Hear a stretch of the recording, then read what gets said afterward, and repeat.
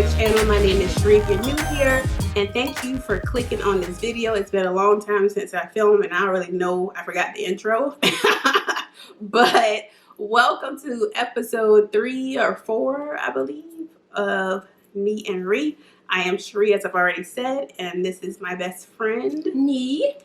So yeah, we are back for another episode. So we always like to start with a check-in. So how are you feeling overall today? Don't I look fine? I'm fine. I don't know if you can see the little thing on my phone, on my wrist. It's the house is burning down. And the dog is just drinking his coffee and smoothing his legs like, everything's fine. Everything's doing just fine. It is tax season. And so trying to do taxes on the side for my business and my full-time job and being a wife and a mom and all that good stuff. It's a lot. Mm-hmm. So that's because I was going to have you promote and tell people that might be interested. Oh, in taxes? Yeah. What, now? Yeah. Oh, okay. So hi guys. Now I have more energy. My name is Shanidra Hall. I am a certified public accountant, CPA. I prepare taxes and do bookkeeping for individuals and small businesses. Everything virtually, so it doesn't matter where you are, I can do it. My website is rfstaxprep.com. So check me out. Yes, yes, yes. All right. I miss North Carolina. I totally processed that differently. When you said I, and then you said Miss North Carolina, and I'm like, I didn't hear any stories about a Miss North Carolina. Oh, I'm smart, okay? I'm smart. I think you miss North Carolina. I miss North Carolina. I miss my church elevation. I miss areas not being crowded all the time, not enough stores, things looking fresh and new. I miss all of that. There's also a lot of 2-lane roads here. Like, I feel like where we are, there's always just a lot of 2-lane roads. And I don't like that because you can get stuck behind somebody. I mean, I guess where we stay, this road is 2 lanes. What else is 2 lanes? I mean, I can't say it because then the killer will be able to find us. No, not the exact. Like I said, this right here is 2 lanes. Yes, but if I tell you another road, it's going to be close. And then the killer. and then the other one? Yes. Oh, like okay. By my job. Well, those are back roads. Those are not main highways. Well, my GPS just loves the back roads. Because it gets you there faster. So yeah, that's overall. I'm feeling good, but I just miss North Carolina because I'm comfortable in North Carolina. So other than that, I'm good. All right, so we did a check-in. We promoted her business. Our first topic, and this is the dating episode. I tried to get her husband on here so I wouldn't have to be on here for this foolishness, but our production team did not work out with him. We didn't come to a mutual agreement. So, but let me tell you, I told him, I'm like, I'm gonna go film with Cherie on Sunday, and he's like, oh, I thought I was doing it. I said, but you said that you didn't want to. He's like, I never said no. I said, you told me every reason why you didn't want to. So, and I said, you never said yes.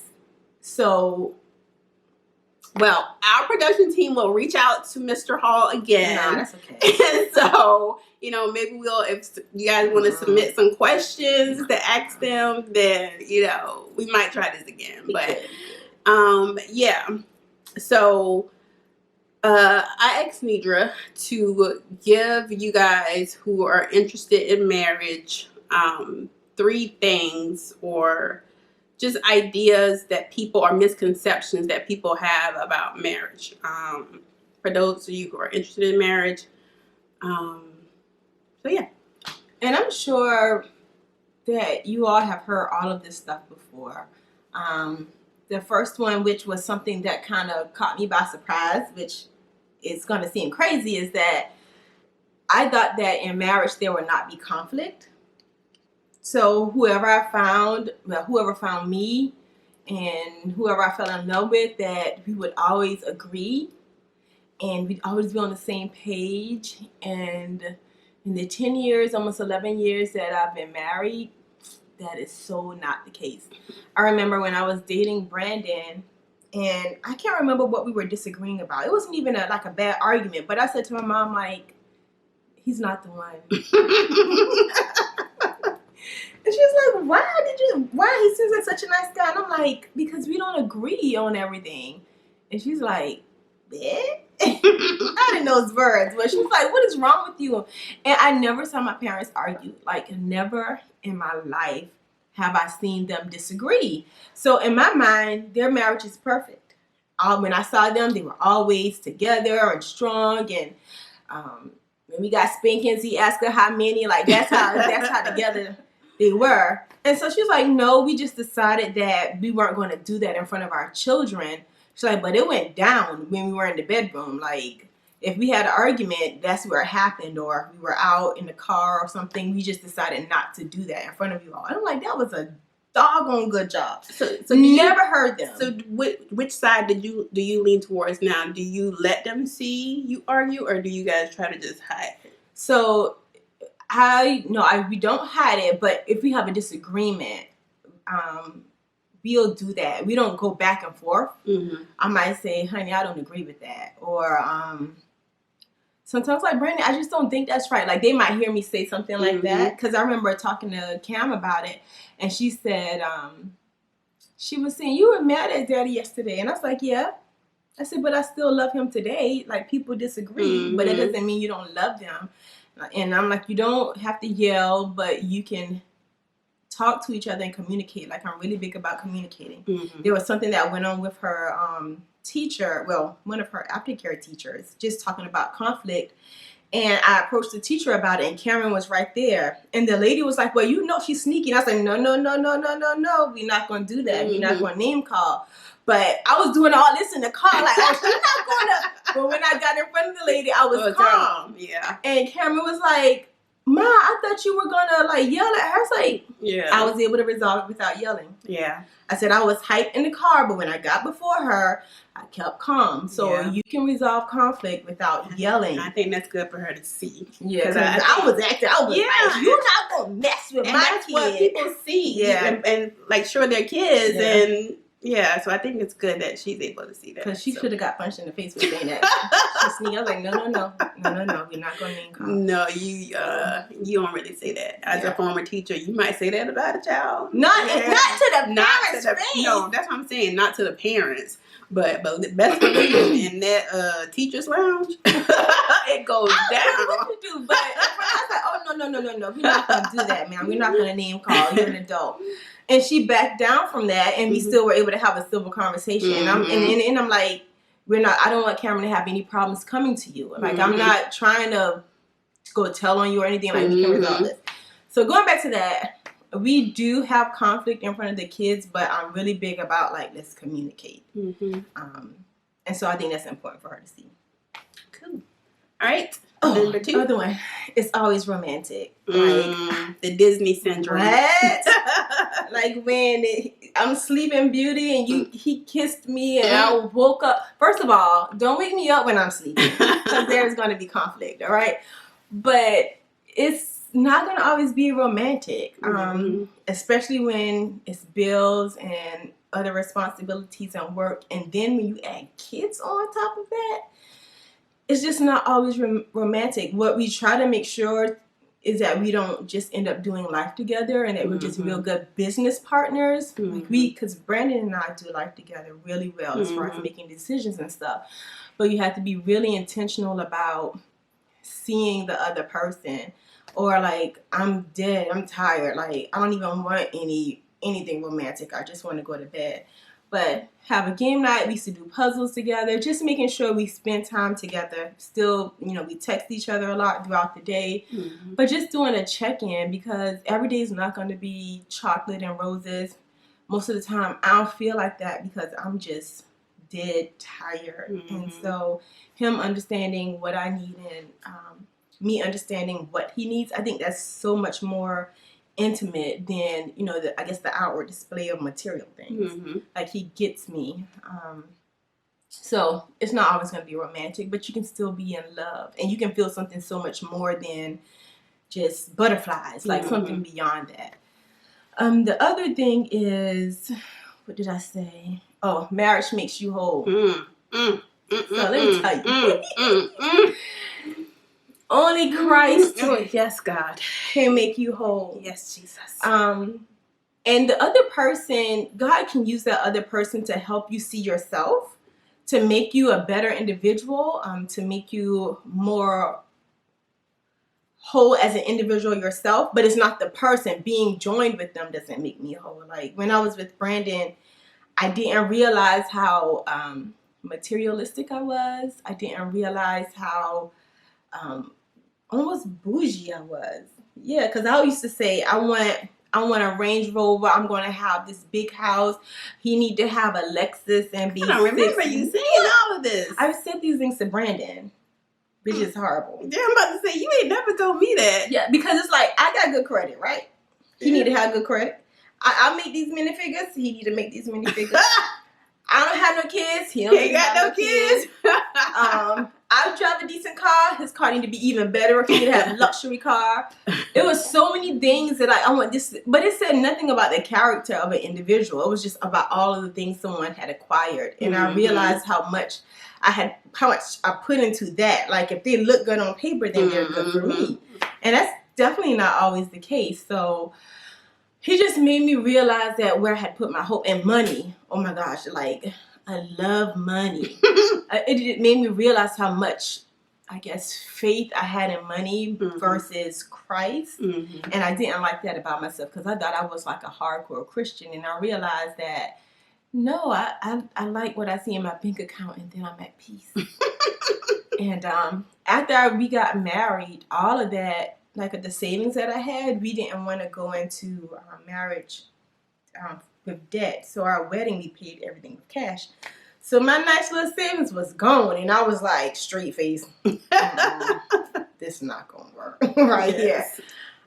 So it didn't make me whole, but it did make me see myself for who I was, and I was willing to take that and hear him and ask God to continue to work in me. But some of the things I was dealing with, because I also think that there's this misconception that you have to, when you're perfect, that's when God will send you your person.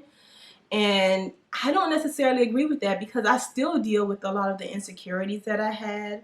I do believe that I had God first in my life, and I can agree with that. But I don't think for God to say that you're ready means that you're supposed to be perfect in every way. Like that's just, it's not going to happen. We're two broken individuals who are held together by Christ. That's why he is our third strand. We are knit with him so that when everything's going on in our relationship, we submit to him and to his will. And so when I'm mad, the Holy Ghost be like, go say sorry. And I'm like, God, but I won the argument. And like, no, you need to apologize and humble yourself. And the same thing with him. Brandon will apologize fast, and I'm like, you haven't suffered long enough, so I don't want to accept that apology. But I don't do that as much. I don't think. I guess you have to ask Brandon. I don't think I do that as much, but yeah. And we can never, get him on. Yeah. So there will be conflict in marriage. It's just learning how to communicate and resolve conflict. It will not always be romantic, and marriage does not make you whole. But the individual can help make you a better person, but they don't make you. I think those are the three things that I had. Cool. I think that was awesome advice. I'm on a sabbatical from dating and all those things, so I have no input for you dating people, or I would offer, but I have nothing positive I do have a question since we're talking about dating. So don't edit this out. So I've heard you and other females say, if I do meet someone, I don't know if I could. I don't even know if you can't get married, but you're saying that I'm so set in my ways that I don't know if I can make room for someone else. Do you really believe that? So you will push someone out of your life because you're set in your ways. One, you don't like nobody in my house. It's different from somebody you love. And I have a hard time seeing that and just seeing another person. Just I guess knowing or thinking that there's somebody I would want to spend that much time with all the time. Like that exists. I have a hard time believing that. So it's your belief that there's nobody that you'll like that much? Yes. Because, I don't like people like that. But, so, it's like, because, like, I'm used to just coming home, I can't, I'm just used to coming home, dressing a certain way. Yes. She's saying she takes her clothes off and likes to lay on her couch. But then he could lay naked with you. And then he could be all bunt up. It's too hot for that. Yeah, so first of all, I can't. When at nighttime, like Brandon, this is cool. I watch TV, but when it's time to sleep, get off. Exactly, it is too hot for that. But seriously, you don't think that there's anybody you could love so much that you want to be with them? Like, I know I couldn't be here all the time. I'll get on your nerves, you'll get on my nerves. But it's different when it's somebody. It's a different kind of love. I have a hard time believing that. So it's just believing that it can happen. I have a hard time believing that. So tell me the things that you're so set in your ways that it would impact you allowing somebody in your space. So you can come home naked. They wouldn't care. They probably would be happy about that. So what's the other thing? Like, I don't know. I can't live with somebody who's nasty. Okay, you wouldn't know that. I like things a certain way. You not gonna tell me what I'm finna buy or not buy. So I would have to adjust to that. But that's making a decision together. Yeah. That's not him saying you ain't doing this. Yeah. That's not how it works in a healthy relationship. Yeah. And I don't know, I guess I just haven't seen enough healthy relationships in my lifetime. Like your relationship is like the primary one that I've seen that be functional and you be partners. Nobi's relationship was another example. Talk about Nobi and our stuff. I know. Yeah, so their relationship, and I'm trying to think of another one that I've seen and just been constantly, just seeing a positive relationship. And those are kind of trying to think if there's any other ones. So you don't think that exists for you? Yeah. And I try to fight that idea because I know who God is and there's nothing too hard for God. But I have a hard time believing that because I've experienced so much foolishness. There's a lot of foolishness out there that I have a hard time believing that. So that's why I'm on a sabbatical. Okay. So, but yeah, made it through that stupid crap. Let's move on to our next topic, which is the stripper falling. So what did you think when you saw that video? So I don't even know how I came upon that video. I don't remember what it was, but when I saw it, it happened so fast. I played it again like, what just happened? And this lady literally falls. And what got me is there was somebody else sitting on the stage. The person didn't move. No. They didn't move, and I'm looking like, is that a real person? Like, is somebody else sitting there? Yeah, like, no one reacted. No, somebody said, oh, is she okay? Nobody went, and then she kept going. She kept working. I guess that's professionalism. Yeah. Did you see her on Wendy? You probably didn't see her I on haven't. Wendy. That's the only thing I haven't seen. So she was on Wendy, and she said when she was up there, like she's done this act all the time. And she knew that she was about to fall before she actually fell. So she was preparing her mind to just be out. But then she fell, and then she was like, oh, I'm still here. I'm still awake. So let me just keep twerking. And so that's what she did. She says all of her injuries are internal. So I think she chipped a tooth. But when she was on Wendy, like part of her jaw was like wired. So she was kind of talking through it. And yeah, so she said you can't see any scars here. All of the injuries are internal. So yeah, she says she's done. with stripping after this. She's what made her be done? Because it's a workplace injury. So is it that people didn't come to help her that made her be done? Yeah, she was. I believe she said she was trying to get out for a while. I think she's been doing it for like 3 years, 3 or 4 years, and she was just looking for the opportunity to get out. And this was it. Okay. So she's in beauty school. She wants to be an esthetician.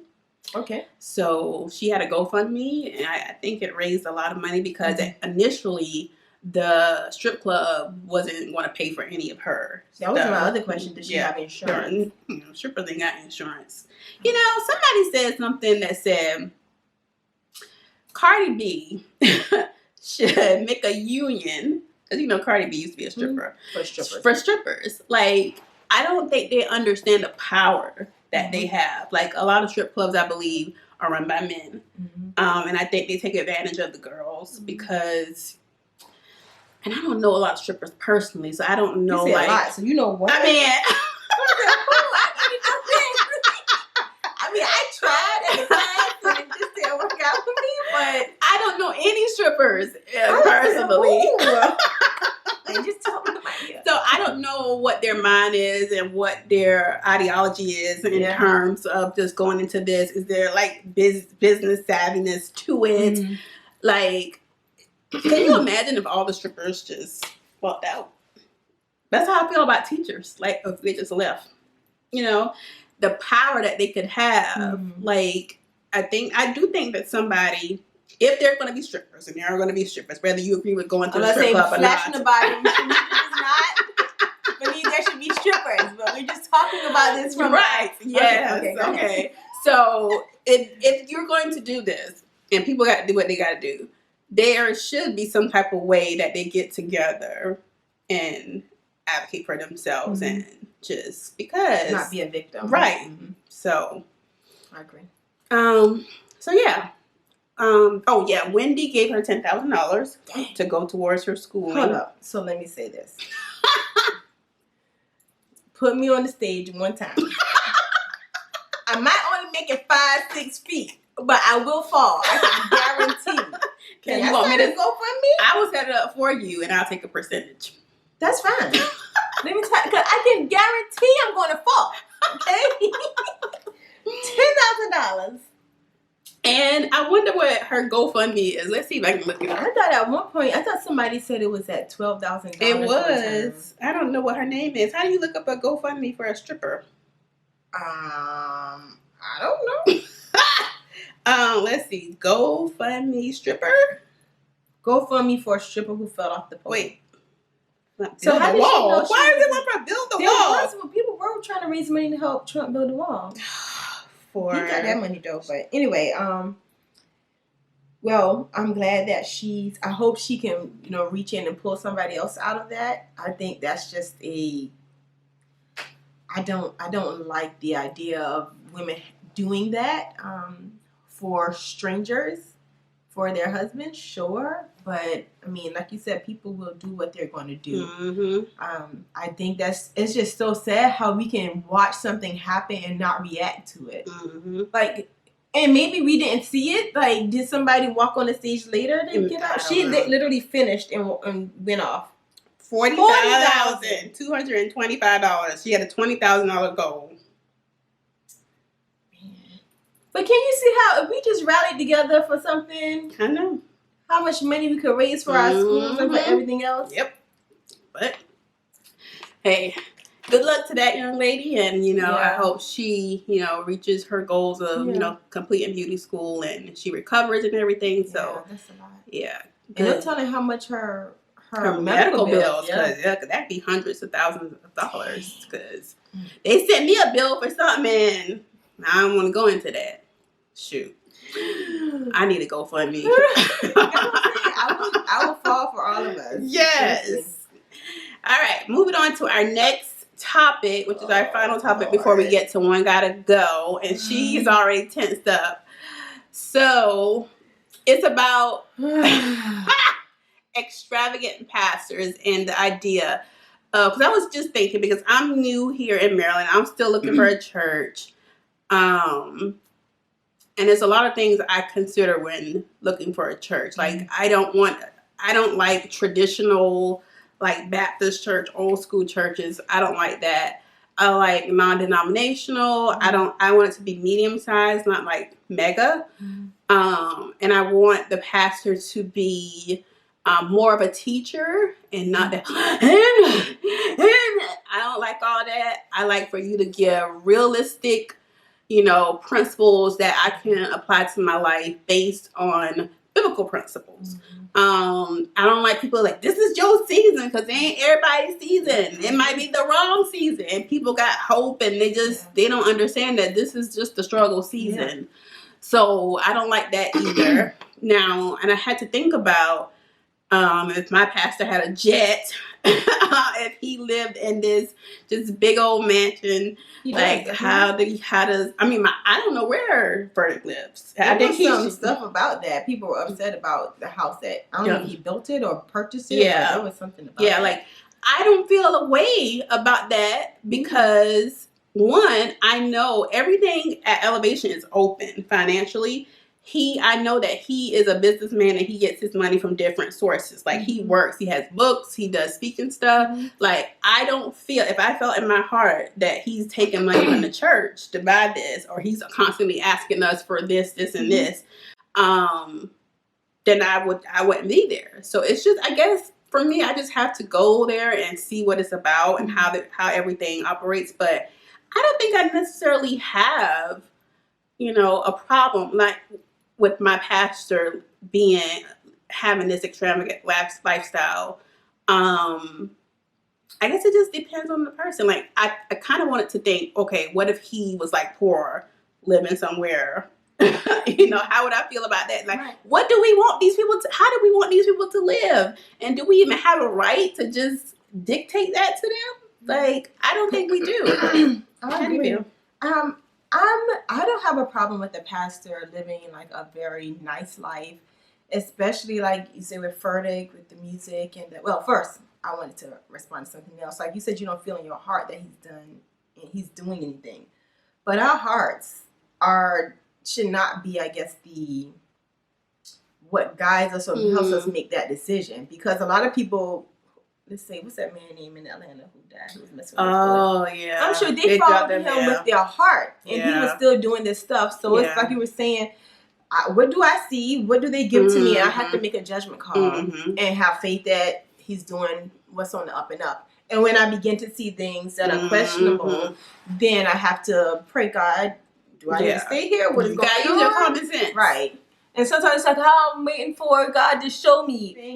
I don't necessarily have a problem. What I do have a problem with is, like, God calls us to be humble. And if you see that I have a nice car, you see that I have a nice house, you see that I did this, it's fine.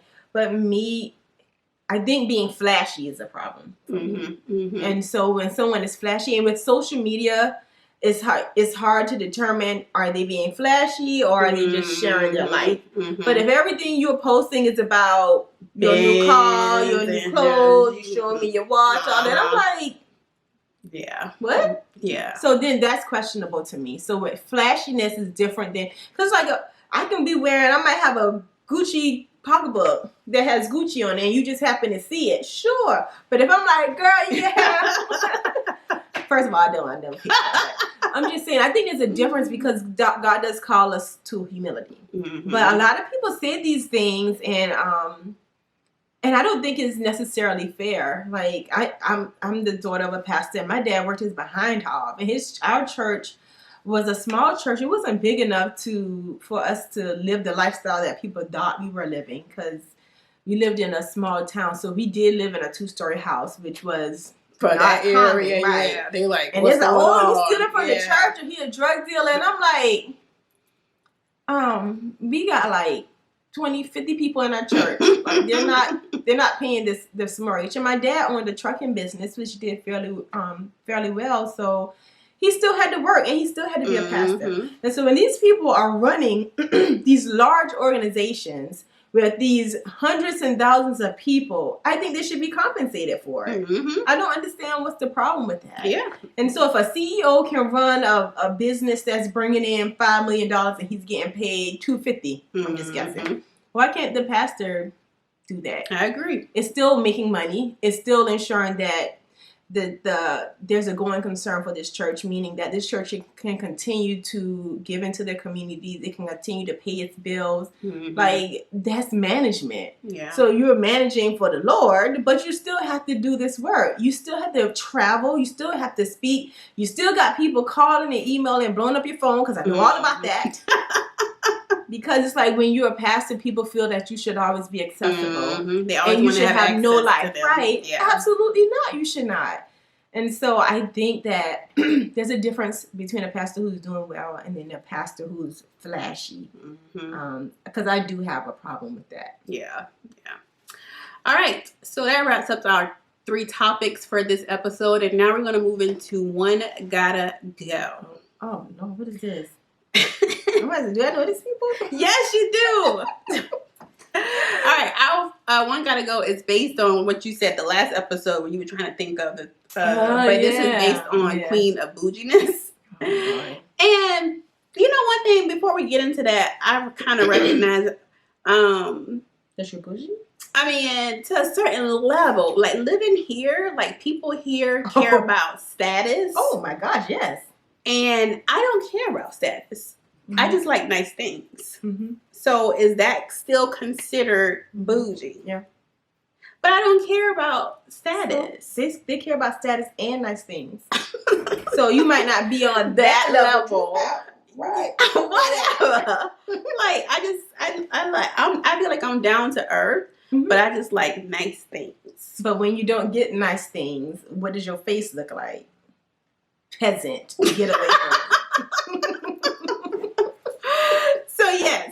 All right. So our 4 ladies are from sitcoms. So Regine, I don't know if that's how you spell it, but how do you spell Regine? Don't ask me. I'll have to Google. So Regine Whitley from A Different World. Regine's from I'm Living Single, if you don't know that. Tony Childs from Girlfriends. And Hillary Banks from The Fresh Prince of Bel-Air. So one more time, Regine Whitley, Tony Childs, Hillary Banks.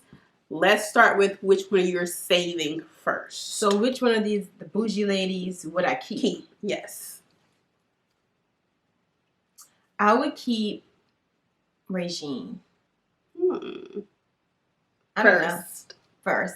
I like her. I think she's really down to earth. Mm-hmm. Well, she has a good heart.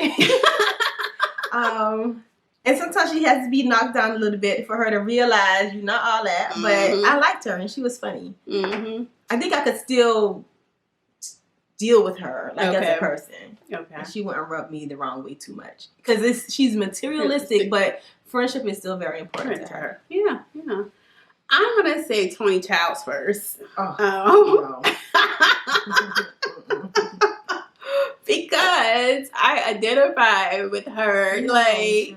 She was like from Fresno, right? Which is the country. And she's always trying to escape that. Mm-hmm. And I kind of identify with that because I'm from the country. Right. And she just, I don't know, I like her, man. But she's so selfish. She's very selfish and not considerate. That's not you at all. I feel like she was. Like, she had her moments, her flaws. A lot of them. But in one episode when Maya was getting into a fight, she was ready. Like, she's down for whatever. And when you need her, she is there. Even and doggone Joan wasn't even ready to jump in. Like, I need somebody who's gonna be down for me in times. Like, when it's about to go down, you there. But yeah, Tony is flawed. I don't know if we could be friends. I like Tony, so I'm gonna save her first. Who are you saving next? I would save Hillary Banks next. I feel like she's innocent. Hillary is dumb. She is. That's why I save her. Oh my gosh. Because she doesn't have any. You know what? Maybe I wouldn't save her. Maybe I wouldn't save her. Let me think about it. No, I would save Hillary. because I can't save Tony Childs. Oh my gosh. I would save Hillary. She's just clueless. That's it. I think she's just clueless. And because she's so clueless and she's really naive, I will save her from the goodness of my heart. Okay, you say so. The next person I would say would be Whitley. I thought she was gonna be your first one, actually. And I went back and forth with it. But I would say Whitley because Whitley comes from money. Mm-hmm. And she's not only just bougie and like nice things, but she's smart too. Mm-hmm. So yeah. And I just, A Different World is my favorite show of all time. And yeah, so I'll say Whitley next. Oh, I probably should have said Whitley first then because I didn't think about her like that. She just was annoying to me. She is. But she did stand by Dwayne. Mm-hmm. And her character evolved as the show progressed. Yeah. So, So I would save her. Tony Childs got to go. Will not save her. So wait, Tony Childs got to go? Yeah.